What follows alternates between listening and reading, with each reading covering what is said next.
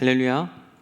오늘 또 말씀을 통해 주시는 그 하나님의 은혜가 우리의 삶의 영적 나침반이 되어서 우리가 걸어가는 곳곳마다 그 나침반을 따라가다가 하나님이 예비해 놓으신 놀라운 은혜와 역사를 우리가 경험할 수 있기를 주님의 이름으로 간절히 축복합니다.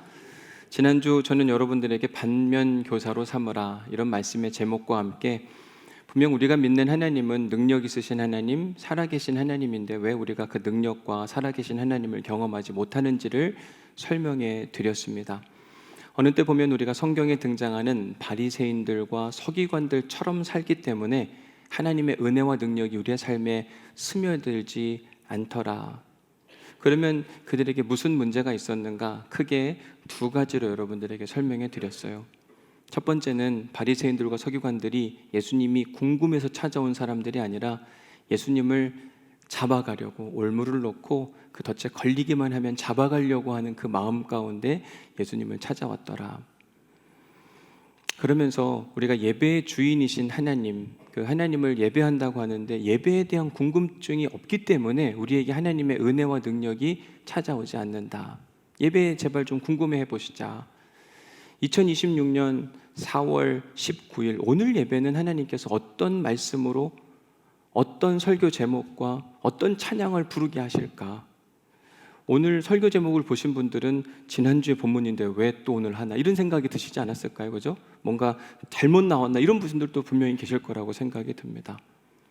왜 위험한 열심이지? 오늘 찬양은 무슨 관계가 있지? 아마 지난주 설교를 들으시고 말씀에 도전을 받은 어떤 분들은 미리 설교 제목과 본문 그리고 찬양도 불러보신 분들이 있지 않을까 생각이 듭니다.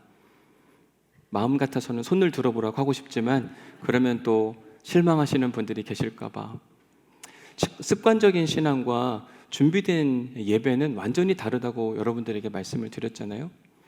또 한 가지는 바리새인들의 삶, 겉과 속이 달랐다고 말씀을 드렸어요. 겉으로는 굉장히 아름다운 예배자처럼 보였지만 속으로는 세상에 더럽기가 그지없는 인생이 그들이었는데 그걸 극복하려면 여러분들에게 좋은 도구가 있다 말씀드리면서 이 슬기로운 믿음 생활 한번 해보시자. 다 해보셨지요? 그죠? 또 여러분들에게 주일에는 이거 꼭 들고 오시면 좋겠다 말씀을 드렸는데 원래 그래서 제가 여기다 뭐라고 써놨냐면 가져오신 분들은 한번 흔들어 보실래요? 라고 해놨지만 이것 또한 여러분들에게 큰 상처가 될 수 있는 분들이 있을 것 같아서 하라고는 안 하겠습니다. 근데 요즘 들어 자꾸 이게 제 눈에 이것만 보여요. 이분 예배 어느 젊은 여자분이 작은 가방 하나를 들고 오시는데 이 에코백 안에 제 눈엔 이거밖에 안 보이더라고요. 들고 오시네 이런 모습. 여러분 사실 이거 들고 오는 게 불편한 일입니다. 핸드폰만 들고 오면 되는데 뭔가를 또 하나 들고 와야 되는데 이게 얼마나 귀찮은 이야기예요. 근데 복음은 항상 우리를 귀찮음, 불편함으로 인도하더라고요. 성경은 우리에게 뭐라고 이야기하냐면 좁은 문으로 들어가라고 이야기합니다. 그 길이 생명의 길이니까. 근데 생각지도 않게 많은 사람들은 멸망의 문, 크고 넓고 안전하고 편안한 길을 걸어가려고 한다고 이야기합니다. 오히려 생명으로 인도하는 좁은 길로 걸어가는 사람들은 적다라고 이야기를 해요. 지금 이 책을 갖고 온 사람이 많을까요? 적을까요? 안 봐도 대충 압니다. 훨씬 더 적지 않을까요? 제가 20년 넘게 이렇게 쭉 목회를 해오면서 성도들을 성서적으로 크게 4가지로 분류해 봤습니다. 첫 번째는 무관심형 성도가 있고, 두 번째로는 하나님 나라에 대한 관심은 있지만 수동형 성도 1이 있습니다. 또 하나 하나님 나라에 대한 관심은 있는데 수동형 성도 2가 있습니다. 1과 2는 분명히 다를 거예요. 그죠? 마지막 4번째로는 하나님 나라에 대한 관심이 있는데 그 사람은 굉장히 능동적입니다. 자, 여러분 하나님이 가장 기뻐하실 만한 믿음의 성도는 몇 번째 유형일까요? 4번. 그죠? 이제부터 제가 여러분들에게 성경 구절 하나씩을 선물해 드릴 텐데 몇 번인지 여러분들이 맞추시면 됩니다.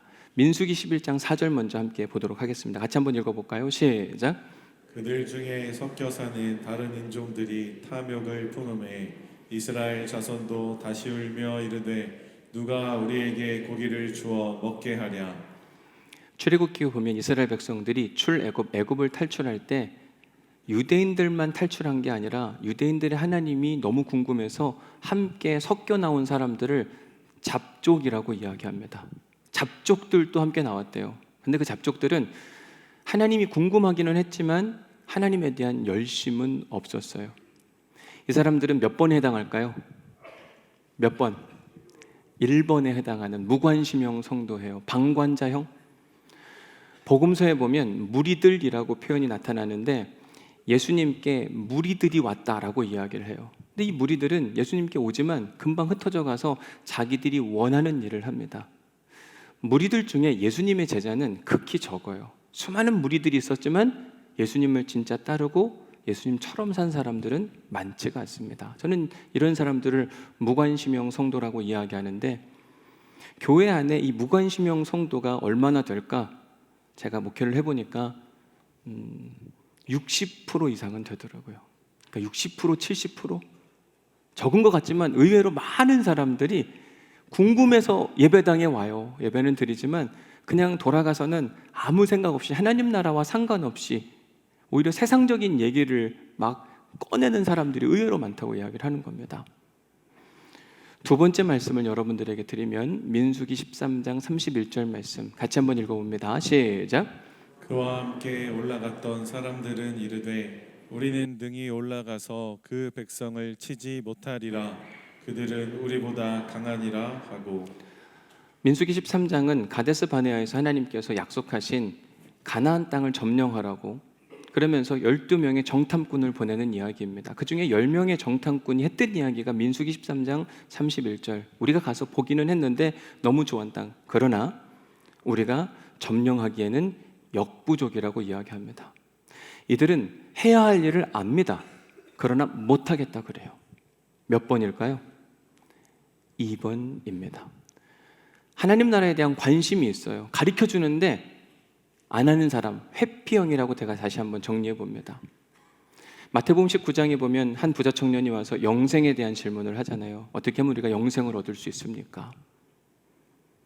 그런데 가르쳐줘요, 예수님이. 너 다 잘하고 있는 딱 한 가지가 부족해. 그것만 하면 되겠어. 그게 뭐냐면 가진 게 너무 많으니까 하나님을 안 믿네. 가진 걸 좀 다 내려놓고 날 따라봐봐. 그러면 하나님 나라 백성이 될 수 있거든. 가르쳐주는데 그 부자 청년은 어떻게 하고 가죠? 근심하며 가니라. 이렇게 되어 있습니다. 해야 할 일이 다 들었어요. 그런데도 불구하고 안 하는 사람, 회피형 성도입니다. 이런 사람들이 교회 내에 최소한 10%에서 20% 정도가 되더라고요. 세 번째, 출애굽기 3장 11절 말씀. 모세가 하나님께 말합니다. 내가 누구이기에 바로에게 가며 이스라엘 백성들을 출애굽시킬 수 있겠습니까? 그런데 결국은 이런 이야기를 하다가 모세가 출애굽의 리더가 됩니다. 몇 번형 성도냐면 3번형 성도입니다. 하나님 나라에 대한 관심과 함께 수동형, 진짜 하기 싫어했어요. 그런데 결국은 하나님께 설득을 당합니다. 순종형 성도예요. 예수님도 마찬가지로 이 세 번째 유형이었는데 마태복음 26장에 보면 예수님이 십자가를 지기 싫어서 그렇게 하나님 아버지 내가 이걸 안 할 수만 있거든 안 하고 싶습니다. 버틴기잖아요. 그렇죠? 근데 결국에는 설득당하시고 십자가를 지셔요. 교회 안에 하나님이 가장 사랑하시는 사람은 이 세 번째 수동형 성도입니다. 근데 이 수동형 성도가 많지 않습니다. 5% 내외? 우리 엄청 많을 것 같잖아요. 주님 말씀하시면 다 움직일 것 같은데 많지 않아요. 이것만 봐도 압니다. 그죠? 이것만 봐도 알아요. 5% 될까요? 그죠? 제일 위험한 성도는 몇 번이냐면 네 번째 성도입니다. 네 번째 성도는 마태복음 26장 15절에 등장하는데 같이 한번 읽어봅니다. 시작. 내가 예수를 너희에게 넘겨주리니 얼마나 주렸냐 하니 그들이 은 30을 달아 주거늘. 누가 하는 이야기죠? 가룟 유다가 유대 권력자들에게 예수님을 팔아 넘기는 일. 여러분, 이 일은 예수님이 시켰습니까? 안 시켰습니까? 제가 예수님 팔아도 됩니까? 이렇게 물어봐요. 세상에 그런 바보는 없어요. 능동적으로 했어요. 하나님 나라에 관심도 있는데 문제는 뭐냐면 너무 능동적인 거예요. 시키지 않은 일도 해요. 사무엘상 15장에 보면 사울 왕이라고 하는 사람이 하나님을 사랑하는 사람, 전쟁에 나가 싸울 준비가 되어 있는 사람, 그런데 그도 능동적으로 하지 않아야 될 제사를 그가 직접 집례함을 하나님으로부터 엄청난 꾸짖음을 당합니다. 저는 이런 사람, 하나님 나라에 대한 관심도 있고 뭔가를 해보려고 하는데 시키지도 않아가지고 일을 그르치는 사람, 이런 사람들을 바리새인형 성도라고 정의해드리고 싶습니다. 오늘 본문에 등장하는 바리새인들과 서기관이 예루살렘에서부터 갈릴리까지 왔어요. 왜 왔나? 열심이 있어서. 근데 열심은 열심인데 어떤 열심이냐가 중요하잖아요. 오늘 설교 제목이기도 합니다. 어떤 열심이에요? 위험한 열심입니다. 얼마나 대단했으면 그들의 열심, 예루살렘에서부터 갈릴리까지 150km를 걸어왔겠는가. 제가 이 150km를 환산해 보니까 부산에서부터 구미까지 거리가 한 150km 정도 되더라고요. 오늘 구미 제1교회 제 동기 목사님인 최세훈 목사님이 취임식이 11시에 있습니다. 제가 만약 여러분들에게 특사로 한 2분 정도 보낸다고 할 때 그것도 걸어갔다 오셔야 돼요. 구미까지 갔다 오실 분 그러면 누가 갈까요? 쉽지 않을걸요? 지금도 약간 더워가지고 이제 부채질 하는데, 그죠? 지금 걸어가라고? 말이 안 되는 얘기입니다. 이스라엘에서 150km를 걸어간다? 이건 역시 쉽지 않은 게 뭐냐면 그 땅의 지형이 평평하지 않아요. 쉐펠라라고 이야기해서 평야지역은 아주 일부입니다.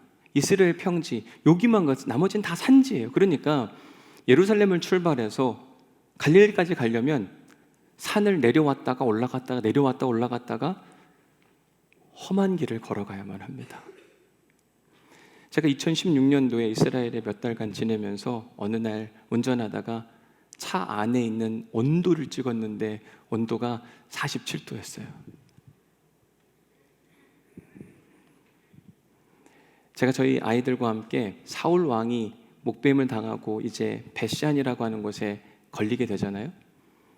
그 국립공원으로 형성되어 있는데 입구에서부터 그 벳시안 꼭대기까지 가는데 한 300m, 500m 이 정도 거리 걸립니다. 근데 그 거리를 걸어가는 게 얼마나 힘들고 어렵던지요. 10년 전 딸의 모습인데 얼굴이 빨개져 있어요. 물통 들고 가는데 안 줘요. 자기 목말르다고 계속 혼자 마시고 있는 겁니다. 벌컥벌컥 마셔야 되는 그런 상황. 그러니까 이스라엘에서 150km를 걸어간다는 일은 결코 쉬운 일이 아니다. 대단한 열심이 아니면 그렇게 할 수가 없더라. 오늘 본문에 등장하는 바리새인들, 서기관들은 게으르거나 나태한 사람이 아니었습니다. 열심으로는 어느 누구를 따라갈 수가 없어요. 특별히 하나님을 향한 열심, 대단한 사람들이었습니다. 유대인들의 삶의 이야기를 기록하고 있는 탈무드라고 하는 책에 보면 바리새인들의 7가지 열심을 소개하고 있는데 그 중에 제가 오늘 2가지를 안내해드리면 첫 번째는 Bleeding Pharisees라고 되어 있습니다. 어떤 사람이냐면 여자를 쳐다보는 것이 죄가 될까 봐 하여 길을 걸을 때 아예 눈을 감고 걷는 거예요. 그리고 벽에 부딪혀 피가 나고 멍이 든 것을 자랑스럽게 여기던 사람이 누구냐면 바리새인들이었습니다. 제가 오늘 여기 계신 여성분들이 제 마음을 뒤흔들까 봐 눈을 감고, 그죠? 문 밖을 나가다가 막 어디 부딪히고 피나고 나는 이 정도로 열심히 산다. 이게 누구냐? 바리새인들이었다니까요. 또 하나 아주 특별한 바리새인들의 행동들 중에 하나가 뭐냐면 The Pastor Pharisees라고 이야기하는 절구공이, 지나친 겸손을 꾸며내느라 절구공이처럼 허리를 구부정하게 굽히고 땅만 쳐다보며 걷는 사람. 절구공이가 뭔가, 예전에 제가 청년들하고 성경 공부를 하는데 너희는 멍에를 함께 메고 가라. 너희들 근데 혹시 멍에가 뭔지 아냐 그랬더니 손에 멍 드는 거 말하는 거 아니냐 그러더라고요. 그러니까 이 농사적 배경이 없으면 충분히 그럴 수도 있겠다. 이 절구공이도 마찬가지지 않을까. 이건 작은 거지만 사실 절구통이 있고 입 받는 도구가 있잖아요. 절구공이는 절구통 안에 기대어 있습니다. 이것을 겸손이라고 이야기해서 유대인들은 약간 그 바리새인들은 약간 몸을 구겨서 자기의 겸손을 이렇게 표현하고 다녔어요. 유대인 이 바리새인들의 열심, 누구도 따라갈 수 없을 만큼 대단한 사람들, 성경에도 그런 이야기가 나옵니다. 성경에 보면 바리새인들이 안식일에 뭔가를 하는 일을 책망하는 이야기가 나오잖아요. 너희들은 어찌하여 안식일에 하지 못할 일을 그렇게 하는 것이냐. 유대인들, 특별히 바리새인들은 안식일에 하지 않아야 할 39가지 항목이 있는데 이걸 다 지켰어요. 예전에 문자주의적으로 성서를 해석하고 이 주일날 뭔가를 지켜오신 분들이 계십니다. 저는 그분들이 너무 대단하다고 생각이 들어요. 왜냐하면 와, 지금 그렇게 하라면 할 수 있을까 싶을 정도로.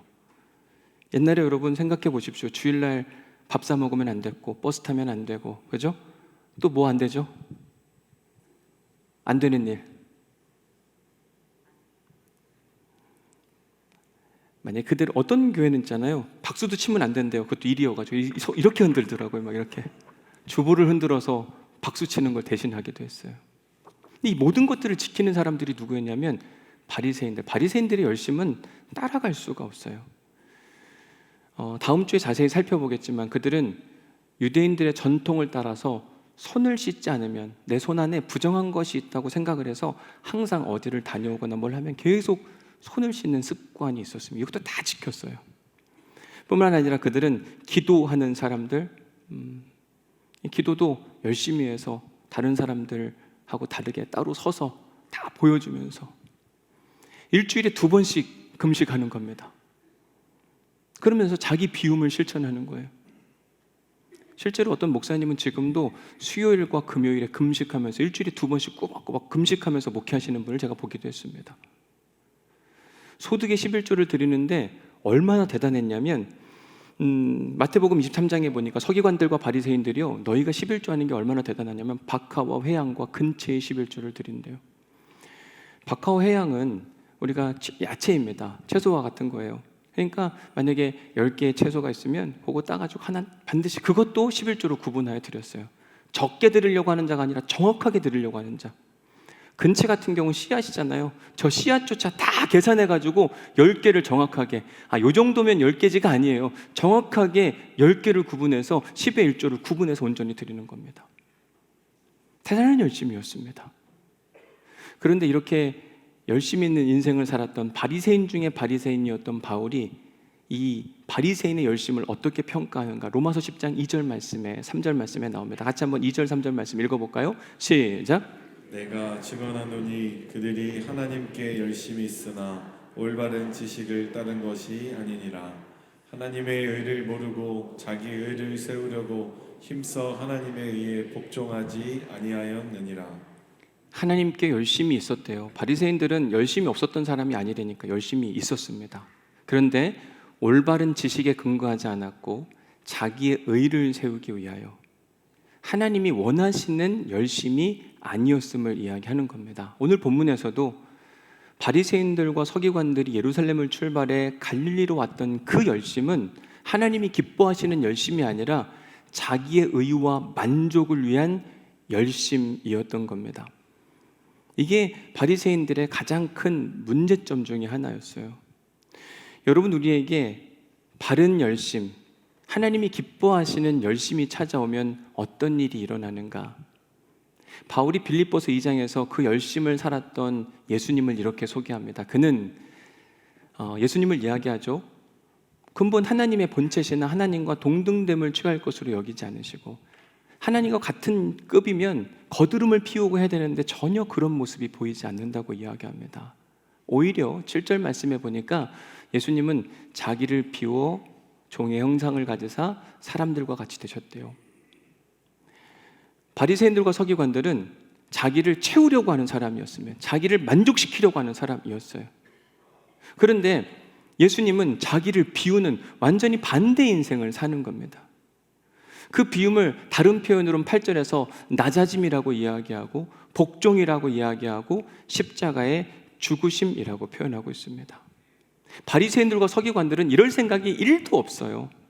그러나 예수님은 그들과는 다르게 바른 믿음이 무엇인지 알았고 하나님 나라가 어떤 것인지 알았기 때문에 하나님 나라 백성답게 하나님 나라 주인답게 행동하는 모습을 보게 됩니다.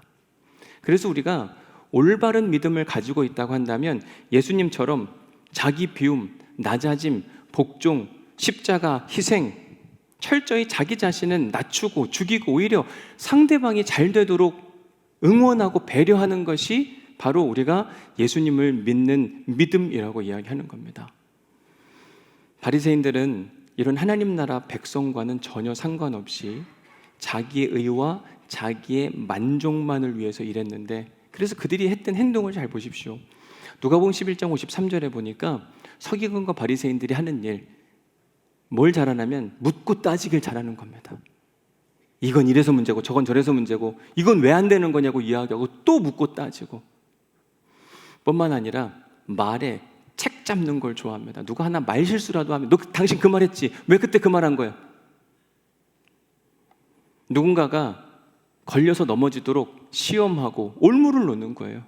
그리고 걸리기만 해봐라. 탁 걸리면 잡아다가 십자가에 못 박아 죽이려고 했던 사람들이 바리새인들과 서기관들이었습니다. 그래서 오늘 본문에서 바리새인들과 서기관들이 예루살렘에서 예수님께 나온 그 이유가 무엇인가, 예수님을 시험하고 묻고 따지다가 꼬투리가 잡히면 잡아다가 십자가에 못 박아 죽이려고.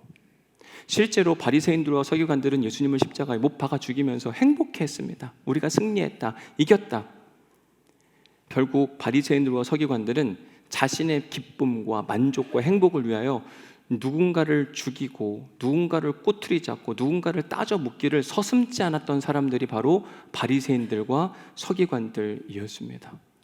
이런 그들의 모습은 분명히 하나님 나라와 십자가 복음과는 정반대.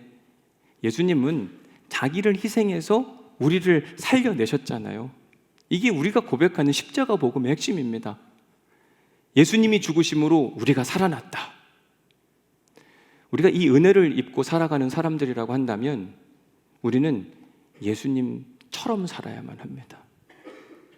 어떤 사람들은 옛날에 예수님이 하신 일을 고백하면 내가 구원을 받는다고 생각해요. 2000년 전에 예수님이 나를 위해 십자가에 죽으셨대. 이게 구원의 비결이라고 생각합니다. 근데 하나님이 인정하시는 믿음은 뭐냐면 예수님의 믿음이 곧 우리의 믿음이 될 때 너의 믿음은 살아있는 믿음이라고 이야기해요. 죽어있는 믿음은 옛날에 예수님이 하신 일을 우리가 기억하고 예수님께 박수만 쳐드리는 거예요. 살아있는 믿음은 예수님의 믿음을 나의 믿음으로 가져와서 예수님을 따라 예수님처럼 사는 겁니다. 성경에 보면 예수님처럼 산 몇 명의 사람들이 등장하는데 세 사람을 소개해드리면 우선 사도행전 4장에 등장하는 구브로 사람 바나바입니다. 이 바나바라고 하는 사람의 이름의 뜻이 아주 특별합니다. 뭐라고 되어 있어요? 위로의 아들이에요. 바나바는 누군가를 위로해주고 누군가를 세워주는 사람. 그러다 보면 자기는 없어져요. 오히려 옆에 있는 사람만 드러납니다. 그래서 바나바와 바울이 다닐 때 바나바는 좀 약해지고 누가 드러나냐면 바울이 드러났어요. 그리고 바나바와 마가 요한을 비교해보면 마가 요한은 생질 조카였거든요. 그런데 바나바의 이름은 사라지고 마가 요한의 이름은 높아져요. 바나바는 자기를 낮추고 상대를 높여주는 예수님을 따라 사는 사람, 예수님처럼 사는 사람이었습니다. 그가 어떻게 하는가 보십시오. 사도행전 4장 37절에 보니까 같이 한번 읽어볼까요? 시작. 을 가지고 사도들의 발 앞에 두니라. 네, 그가 자기가 가지고 있는 밭을 팔았대요. 왜 팔았나? 남 도와주려고. 이제 신기하지 않으세요? 이상한 사람이죠. 예수님은 자기를 비워 남을 살리셨고 바리새인들과 서기관들은 남의 것을 빼앗아 나를 만족시키고 나의 의를 내세우던 사람입니다.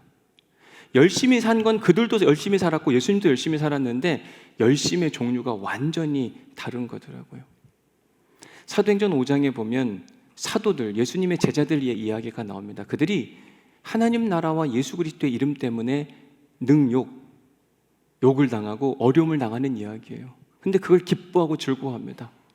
비록 자기들은 아픔과 어려움을 당하지만 자기들 때문에 하나님 나라와 예수 그리스도의 십자가와 부활을 믿는 사람들이 막 차고 넘치니까 기뻐해요.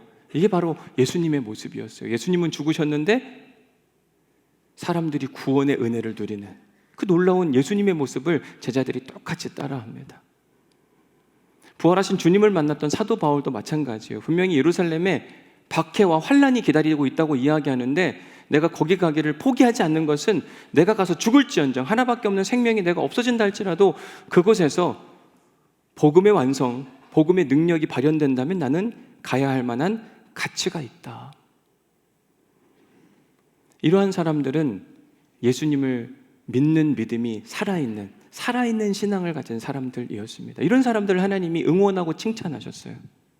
그런데 성경에 보면 이런 인생을 산 사람들만 있는 건 아니더라고요. 바리새인과 서기관형 인생을 사는 사람들, 크게 네 부류를 소개해드리면, 먼저 열왕기상 21장에 등장하는 아합 왕이 있습니다. 그는 있잖아요, 나봇의 포도원을 갖고 싶은 거예요. 그 땅이 너무 좋아 보이는 겁니다. 이스라엘 평지에 있는데 그 땅이 아합 궁에서 가까우니까 그 땅을 차지한다면 너무 행복할 것 같은데 나봇이 그 땅을 팔지 못한다고 이야기해요. 두 가지 이유입니다. 하나는 하나님이 이 땅을 내게 주신 것이고, 두 번째는 가족 대대로 이걸 물려받아 왔는데 어떻게 이걸 당신한테 줍니까? 이건 인간적인 관계 안에서나 아니면 하나님의 뜻 안에서 맞지 않는 겁니다. 거부를 합니다. 아합은 이게 너무 속상하고 화가 났는데 그 옆에서 이세벨이 도와줘요. 아니, 저자를 죽여버리면 빼앗아 올 수 있는 걸 뭘 걱정하냐. 그리고 나봇을 죽입니다. 그리고 나봇의 포도원을 빼앗아 오는 이야기가 열왕기상 21장에 나와요. 나봇이 죽었다, 아합이 나봇이 죽었다함을 듣고 기뻐갖고 일어나가지고 그 땅을 차지하러 갔다. 지금 나봇은 죽고 아합은 행복했어요. 왜죠? 내가 원하던 걸 얻었으니까. 남은 죽었는데 나는 즐거워요. 이게 바리새인형 성도의 모습이라니까요. 사무엘상 22장에 보면 사울 왕 이야기가 등장합니다. 사울은 그의 사위이자 군대 장관이었던 다윗, 그를 시기하고 질투하는 마음 가운데 죽이고 싶었는데 그가 도피를 하다가 누군가의 도움을 받아서 살아났어요. 어느 놈이 도와줬어. 그리고서는 그와 관련된 놈들은 다 죽여버려 85명을 죽였습니다. 사울은 너무 기뻤죠. 다윗과 접촉하는 모든 자는 내가 죽일 수 있다. 진짜 행복한 이야기? 남은 죽었는데 사울 왕은 흡족해 했다니까요. 마태복음 2장에 보면 헤롯이라고 하는 왕이 자기가 힘겹게 이 팔레스타인 땅을 다스리는 리더가 됐는데 갑자기 누군가 와서 유대인의 새 왕이 태어났다고 이야기합니다. 그 누군지 모르니까 베들레헴에 살던 2살 이하를 다 죽였어요. 아이를 죽이고 흡족해 했던 헤롯 왕의 이야기. 요한 3서에 보면 디오드레베라고 하는 사람이 나옵니다.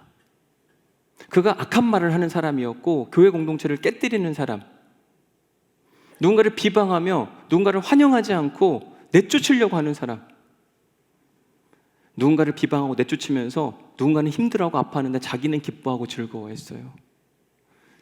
제가 4명을 소개해드렸잖아요. 아합왕, 사울왕, 헤롯, 그리고 디오드레베. 여러분 주변에 이런 사람이 있다고 한번 생각해 보십시오. 가까이 하고 싶을까요? 아니면 멀리 하고 싶을까요? 새로운 리더, 우리 교회에 예를 들어서 새로운 담임 목사를 청빙해야 되는데 아합왕 같은 사람이 지원을 했어요. 내가 원하는 게 있어가지고 그걸 빼앗으려고 그를 죽이고 그것을 막 가지고 막 행복해하는 사람, 그런 사람이 지원하면 여러분 뽑습니까? 안 뽑습니까? 절대 못 뽑죠? 여러분들의 며느리와 여러분들의 사위가 그런 사람들이 막 데리고 온다고 치면 맞이할 수 있겠어요? 안 될걸요? 네, 여러분 어느 때 보면 우리가 꼭 이런 사람들이 싫은데도 불구하고 그와 같은 인생을 살 때가 있어요. 남이 잘 되기보다 내가 더 잘 되기를 원해요. 함께 잘 되는 것보다 저 사람이 좀 안 됐으면 좋겠고 내가 잘 됐으면 좋겠는 겁니다. 경쟁 관계가 늘 그래요. 이민교회에서 목회를 하다 보니까 이민교회에는 교회들이 그렇게 많지가 않습니다. 물론 많은 대도시도 있지만, 근데 이민교회의 특징 중에 하나가 뭐냐면 옆 교회 안 되는 걸 엄청 좋아합니다. 왠지 아세요? 그 교회의 교인들이 우리 교회 오라고. 신기한 이야기예요. 근데 그런 일이 있다니까요. 어떤 땐 기도를 해요. 저 교회가 더 문제가 있게 하여 주옵소서. 말이 되는 이야기인가? 근데 그런 삶을 우리가 삽니다. 교회만의 문제가 아니라 여러분 회사에서 경쟁을 하다 보면 지금 진급을 앞둔 세 사람이 있다고 쳐요. 그럼 어떻게 되죠? 두 사람은 떨어지고 한 사람이 올라간다면 누가 돼야 됩니까? 누가 돼야 돼요? 그러려면 어떻게 해요? 두 사람을 짓밟아 이겨야 됩니다. 우리는 막 짓밟으려고 애를 써요. 그냥 지금까지 온 것도 감사가 아니라 이겨야 되니까 짓밟고 이겨서. 제가 소개해드린 아합, 사울, 헤롯, 디오드레베는 남의 이야기가 아니라 우리들의 이야기인 거예요. 우리는 손가락질하지만 결국은 우리가 지금도 그 삶을 살고 있다고 이야기하는 거죠. 내 편의를 위해서라면 누가 불편하든지 말든지, 나는 무조건 이겼으면 좋겠고, 나는 호의호식하지만 누가 굶어 죽어 나가든지 말든지, 음식 쓰레기를 막 차고 넘치는데 누군가 지구 반대편에서 힘들어 한다니까요. 그러니까 오늘도 제발 꼭 먹을 만큼만 드세요. 아셨죠? 이게 다 말씀과 연결되는 이야기들이에요. 내 삶의 한순간 한순간 하나님이 없었던 적이 없다니까요. 근데 우리는 너무 쉽게 생각해요. 여러분, 하나님은 열심히 사는 삶을 매우 중요하게 생각합니다. 게으르고 나태한 사람, 하나님이 딱 질색인 인생이에요. 아유 싫다, 왜 이렇게 게으르냐. 그래서 잠언 말씀에 보면 게으른 자에 대한 이야기를 자주 하시는데, 게으른 자요, 누구한테 배우라고요? 성실함의 아이콘 개미에게서 그가 어떤 인생을 사는지 좀 배우라고 이야기합니다. 열심히 사는 건 하나님이 원하시는 일이에요. 잠언 24장에 보면 게으른 자와 지혜 없는 자를 동급으로 둡니다. 근데 가서 보니까 그들의 밭에는 어떤 일들이 벌어지는가? 가시덤물만 가득 있어서 뭔가 열매를 거둘 수 없는 상황을 소개하면서 제발 게으르게 살지 말라고 이야기합니다. 바울은 데살로니가 교회에 편지를 쓰면서 뭐라고 이야기하냐면, 일하기 싫거든 먹지도 말라고 이야기합니다. 그러니까 오늘 게으른 사람은 점심을 굶으셔야 돼요. 그죠? 열심히 살 사람만 점심을 드세요. 바울이 로마서에서 이와 관련된 결론을 이와 같이 이야기합니다. 12장 11절 같이 한번 읽어볼까요? 시작. 부지런히 게으르지 말고 열심을 품고 주를 섬기라. 제발 부지런하래요. 게으르지 말고 열심을 품고 주를 섬기라고 이야기합니다. 하나님은 열심히 쓰시던 분, 하나님도 노는 분이 아니잖아. 일하시는 분. 우리는 요즘 워라벨이라고 하는 표현을 자주 사용합니다. 일하는 것과 쉼의 균형에 대한 이야기. 근데 이게 이제 균형을 넘어서서 이제 쉬는 게 훨씬 더 중요한 시대를 살아가는 것 같기도 합니다. 더 많이 쉬었으면 좋겠고, 더 많이 쉬었으면 좋겠고. 옛날엔 주 6일이었는데 주 6일이 뭐예요? 옛날엔 주 7일이었잖아요. 쉬는 날 없이. 그러다 6일 하다가 주 5일 하다가 지금은 이제 주 4일째 얘기가 막 나오고 있습니다. 여러분, 쉬는 게 하나님 안에서 엄청 큰 문제였다면 하나님은 민수기 5장에서 이렇게 말하지 않았을 겁니다. 엿새 동안은 힘써 일하고 일곱째 날 쉬래요.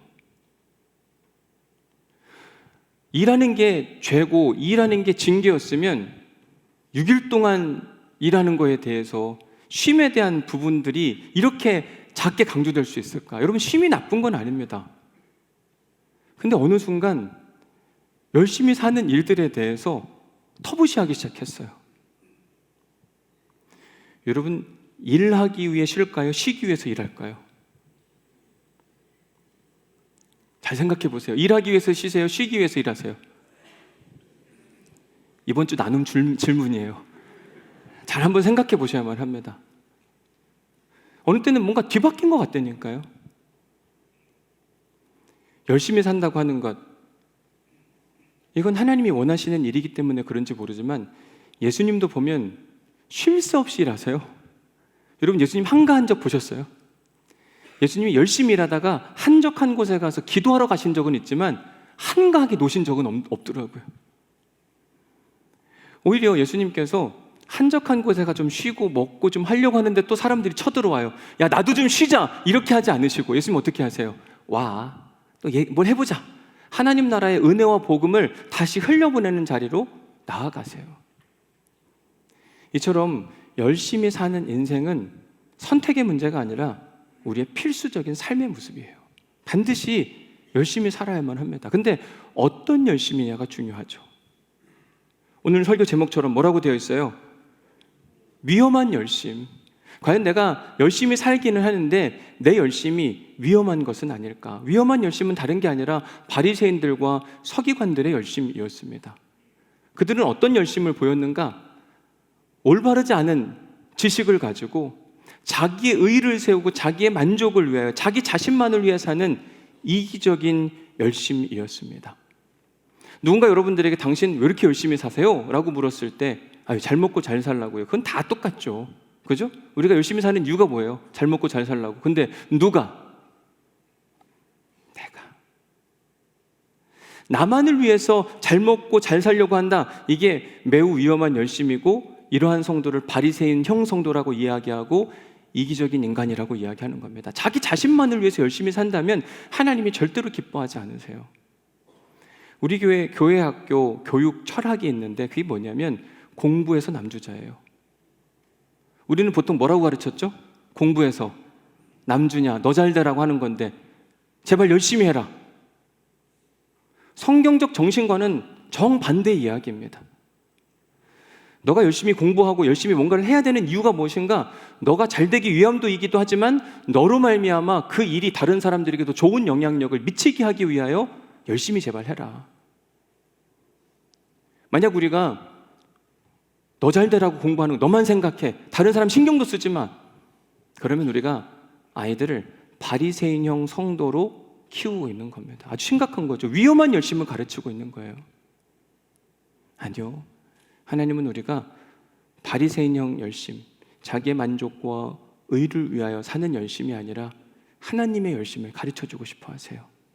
하나님은 우리를 살려내기 위해 당신의 아들을 보내셨고, 예수님은 우리를 살리시기 위하여 십자가에 자신의 피를 흘려내셨습니다. 하나님은 그 일을 우리에게 원하고 계세요. 과연 우리는 지금 왜 열심히 살고 있는가? 여러분들이 보시기에 저는 열심히 하나요? 열심히 안 하나요? 열심히 하고 싶습니다. 열심히 하려고 애를 써요. 그 열심도 마찬가지입니다.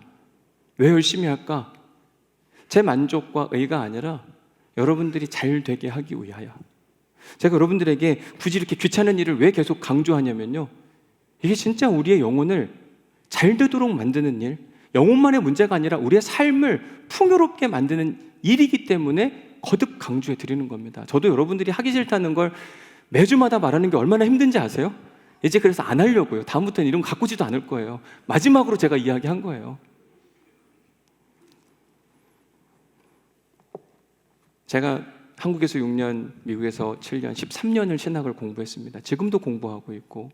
그런데 이렇게 공부를 열심히 해서 하는 이유가 뭐냐면 사랑하는 성도들에게 하나님 나라를 소개하고 하나님 나라의 은혜를 누리게 하고 싶은 그 마음 때문에.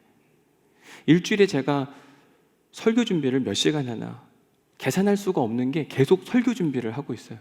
월요일도 화요일도 수요일도. 지금 안식월을 보내시는 어느 목사님이 계신데 그분이 부산에 오셨어요. 그러면서 사진을 주시면서 주일 설교가 없는 이 토요일은 너무 행복하고 좋다 그러고 만세를 부르고 막 사진을 찍어 보냈더라고요. 염장을 지르는 겁니다. 그죠? 일주일을 살아가면서 계속 설교를 고민하고 설교를 작성하고 수정하고 오기 전까지 계속 수정해요. 그리고 최선을 다해 전합니다. 저는 하루에 3번 이렇게 주일날 설교를 전하고 나면 진땀이 다 빠져나가는 것 같아요. 대신 여러분들은 은혜를 받고 가시더라고요. 제가 다른 날은 저녁을 잘 안 먹습니다. 일찍 먹든지. 근데 토요일하고 주일날은 꼭 저녁을 먹어야 되면 허기져가지고 있잖아요. 주일날 오후가 되면 뭐든지 있으면 계속 먹습니다. 모든 힘을 다 쏟았기 때문에. 근데 하나님은 저에게 그 일을 하라고 지금 이 자리에 세워두신 거더라고요. 저는 진땀이 빠져도 여러분들이 은혜를 받고 돌아가신다면 그거로 충분한 것이다. 우리는 과연 열심히 살고 있나? 근데 그 열심이 어떤 열심일까? 만약 우리의 열심이 바리새인형 열심, 자기 만족과 자기의 의와 자기의 영광을 위한 열심이라고 한다면 다시 한번 생각해 봐야만 합니다.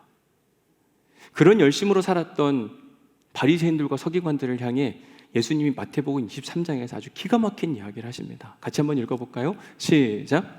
와 있을진저 외식하는 서기관들과 바리새인들이여 너희는 천국문을 사람들 앞에서 닫고 너희도 들어가지 않고 들어가려 하는 자도 들어가지 못하게 하는도다. 서기관들과 바리새인들에게 화 있을진저 너희들은 천국문 앞에서 너희도 안 들어가고 남도 못 들어가게 한대요. 제가 오늘 같은 본문으로 2번 설교할 수밖에 없었던 이유 중에 하나가 뭐냐면 저의 책임은 우리 모두가 다 하나님 나라로 인도함 받도록 하는 것입니다. 그런데 뭐라고 되어 있냐면 바리새인들과 서기관들 너희들의 삶의 태도, 너희들의 열심을 보니까 너희들은 천국 절대로 못 들어간대요. 큰일 날 이야기 아닐까요? 근데 우리 중에 바리새인들과 서기관형 열심을 가진 사람들이 분명히 있더라. 누군지는 모르겠습니다. 그런데 분명히 있어요. 그래서 오늘 설교를 마무리하면서 옆에 있는 분에게 그렇게 질문하시면 좋을 것 같습니다. 왜 그렇게 열심히 사세요? 한번 물어보실래요? 왜 그렇게 열심히 사세요? 한번 물어보세요. 열심히 안 사는 것 같으면 제발 열심히 좀 살라고 하세요. 제발 열심히 좀 하라고. 성가대 중에 혹시 열심히 안 하는 분 있으면 제발 좀 크게 부르라고, 립싱크 그만하라고 하든지. 우리 스스로에게 질문해 봐야만 합니다. 나는 왜 이렇게 열심히 사나? 무엇을 위해서? 나에게 그 하나님의 열심이 있나? 우리가 열심히 살았는데 마지막에 천국이라고 하는 걸 선물 받지 못한다면 억울하지 않을까요? 너희도 못 들어가고 남도 못 들어가게 하는 도다. 심각한 이중적 죄를 지고 있는 것이 어쩌면 우리 자신일 수도 있거든요. 바라기는 우리 모두 천국에서 만난 은혜가 있기를 주님의 이름으로 간절히 축복합니다. 그러려면 첫 번째는 열심히 살아야 되고, 그죠? 두 번째는 바리새인형 열심은 안 된다. 자기 자신만 위해 살면 안 돼요. 근데 열심히 사는데 나 혼자 잘 먹고 잘 살라고 안 됩니다. 나를 넘어서서 나를 통하여 열방이 잘 되도록 하는데 목적을 두는 열심, 그걸 하나님이 지금도 기뻐하세요. 혹시나 아직도 나 혼자만 잘 먹고 잘 살려고 한다면 오늘 말씀을 듣는 중에 회개하는 역사와 이제는 내 삶의 이유가 열방, 하나님 나라까지 확장되는 역사가 있기를 간절히 축복합니다. 그러기만 하면요, 우리가 살아가는 열심보다 훨씬 더 하나님이 더 큰 은혜와 능력을 선물해 줘서요. 야, 너는 그 정도 갖고는 안 되겠다. 더 좋은 것 줄게. 그럴 텐데 우리는 자기만을 위해 사니까 하나님을 가둬두는 겁니다. 은혜 받은 말씀 적어보십시오.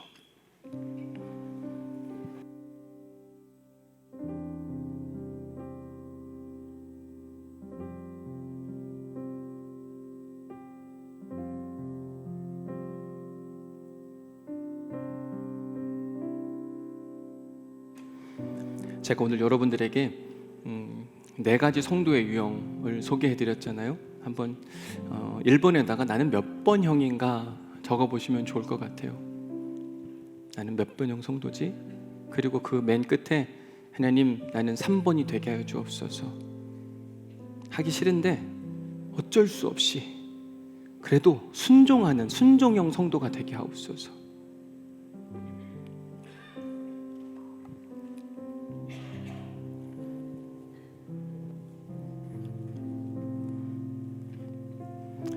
그거 된 사람 다음 주에 들고 오는 거예요. 그죠? 끝까지 얘기하는 겁니다. 다음 주부터는 안 한다 그랬으니까. 그리고 꼭 점검해 보세요. 여기 보면 우리가 신앙생활하는 목적이 뭔가 주일 노트라고 되어 있잖아요. 주일 설교를 하루에 한 번씩 보는 겁니다. 맞아, 그것 때문에 은혜 받았지. 종교인들은 주일날 온 것으로 만족하지만 진짜 참 그리스도인들은 들은 말씀이 실제가 되게 하기 위하여 지금 이런 일을 하는 겁니다. 그리고 여기에 나와 있는 질문들을 하나씩 체크해 가면서 감사의 일기들을 쭉 적어가면서 저도 똑같이 여러분들과 함께 감사한 일들을 좀 적어가고, 그리고 실제로 제가 홈페이지도 나누잖아요. 감사는 나누면 풍성하고, 제가 계속 하니까 안 할 수가 없는 게 뭐냐면 여러분들이 다 지켜보니까 공인이 된다는 건 어렵기도 하지만 공인이 되는 건 좋은 건 하기 싫은 일도 하게 되더라고요. 좋은 습관을 만들어내더라고요. 자꾸 나눠보셔요. 이게 엄청 중요한 이야기입니다. 3번 순종형, 하기 싫어도 한번 해보는 사람. 내가 하고 싶은 거, 하나님 나라에 관심이 있는데 내가 하고 싶은 걸 한다? 진짜 말이 안 되는 거거든요. 묵상 질문 2번으로 가서 보면 하나님은 어떤 사람을 꾸짖으신다고요? 나태한 사람, 게으른 사람. 그래서 오늘 아무것도 안 할 분들은 점심 드시지 말라 그랬잖아요, 그죠? 물론 열심히 하시고 오늘 쉬셔야 되는 분들은 괜찮아요. 어떤 사람을 응원하세요? 열심히 있는 사람. 우리 한 주간도 열심히 사셔야, 성실하게 사셔야 돼요. 뭔 주어진 일 있으면 죽게 하듯 최선을, 아이를 키우는 일이든 직장에서 어떤 일을 부여받았든 노는 것도 열심히 하셔야 됩니다. 놀러 갔는데 계속 딴 거 하시면 안 돼요. 놀려면 그것도 열심히 하세요. 제일 미련한 사람이 공부할 때 놀 생각하고 놀 때 공부할 생각하는 사람 아니겠어요? 이번 휴가 가시는 분 잘 노세요. 아무 생각 없이, 그죠? 이거 아닌가요? 맞다니까요. 쉴 때도 그냥 평안히 잘 쉬고. 제일 중요한 건 뭐냐면, 그러나 그 열심이 누구만을 위한 열심이면 문제냐면 나만을 위한 열심일 때, 자기 자신만을 위한 열심으로 살아간다면, 나 혼자 잘 먹고 잘 살려고 내가 열심히 일한다, 이건 매우 위험한 일이거든요. 그게 아니라 우리가 열방을 위한 열심. 이런 사람의 문제가 뭐냐면, 열심히 살고도 어디 못 가서 천국 하나님 나라의 선물을 받지 못하는 그런 어리석음이 우리에게 없어야 되겠다. 오늘 우리가 함께 부를 찬양은 찬송가 311장입니다.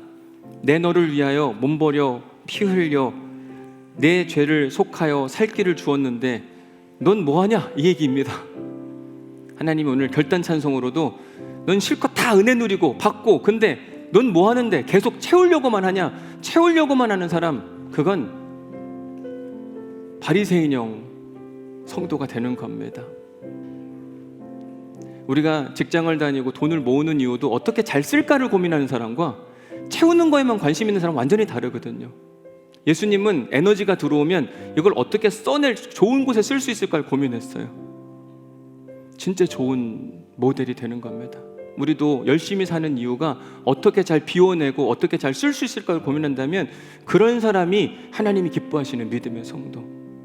하나님 오늘 질문하세요. 내가 너한테 그렇게 많이 해줬는데 넌 뭘 할래? 계속 그렇게 채워다, 더 채워달라, 더 높은 자리를 원할래? 비우라 이야기하십니다. 어떻게 쓰임받을 수 있을까 고민하라고 말씀하십니다. 이 찬양을 통해 결단하는 은혜가 있기를 주님의 이름으로 간절히 축복합니다. 찬양합시다. 내 너를 위하여.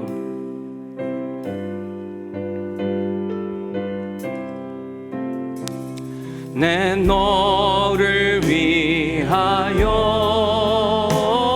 몸 버려 피 흘려 내 죄를 속하여 살 길을 주었다. 널 위해 몸을 주건만 너무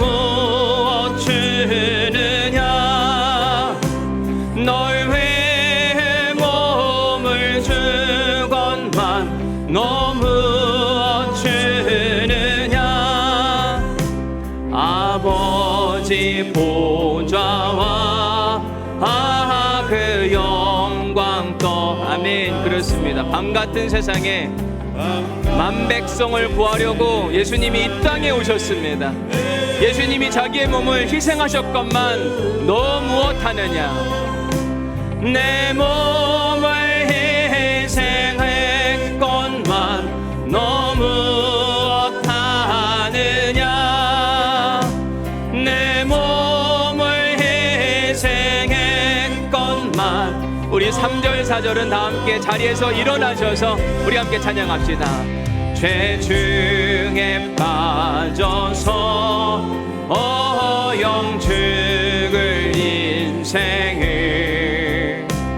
구하여 주려고 나 피를 흘렸다.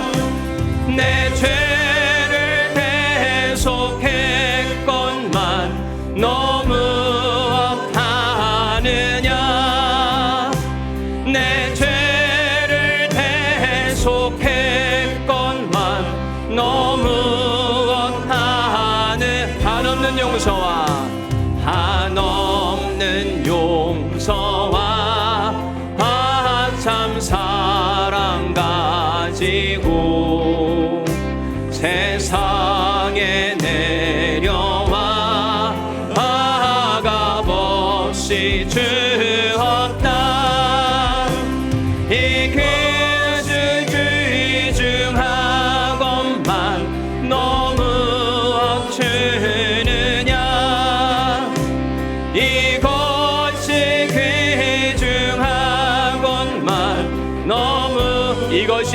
것만 너무 어쩌느냐. 이것이 귀중하건만 너무 어쩌느냐. 이것이 귀중하건만 너무 어쩌느냐. 하나님께서 오늘 우리에게 물으셨습니다. 내 너를 위하여 이렇게 은혜를 베풀었건만 너는 어찌하여 바리새인들과 서기관들처럼 자기 의를, 자기의 만족을, 자기의 영광을 위해서만 사느냐. 복의 통로가 되라고 주님 우리에게 말씀하여 주시니 감사합니다. 내가 죽으나 주님은 우리를 죽이지 않으시고 살려내시는 분이십니다. 우리에게 하나님의 그 크신 은혜와 능력이 찾아오기 위해서는 십자가 복음으로 살아가야만 합니다. 십자가의 열심이 우리 안에 회복될 수 있도록 축복하여 주옵소서. 바리새인의 열심을 우리가 회개하오니 돌이키게 하여 주옵시고, 우리의 인생의 목표, 당신 왜 그렇게 열심히 살아? 나와 내 가족을 넘어서 이웃을 보게 하시고 열방을 바라보고 하나님 나라를 바라볼 수 있는 눈이 뜨일 수 있도록 축복하여 주옵소서. 이제는 우리 주 예수 그리스도의 은혜와 아버지 하나님의 극진하신 사랑과 성령님의 감동 감화 역사 교통 위로 충만하심이 이제 오늘 말씀을 듣고 하나님 나라와 예수 그리스도의 그 십자가 복음 안에서 열방을 사랑하며 섬기기로 작정한 우리 사랑하는 모든 성도들 가운데 치료의 하나님, 능력의 하나님, 기적의 하나님이 영원히 함께 하시기를 간절히 축원하옵나이다. 아멘.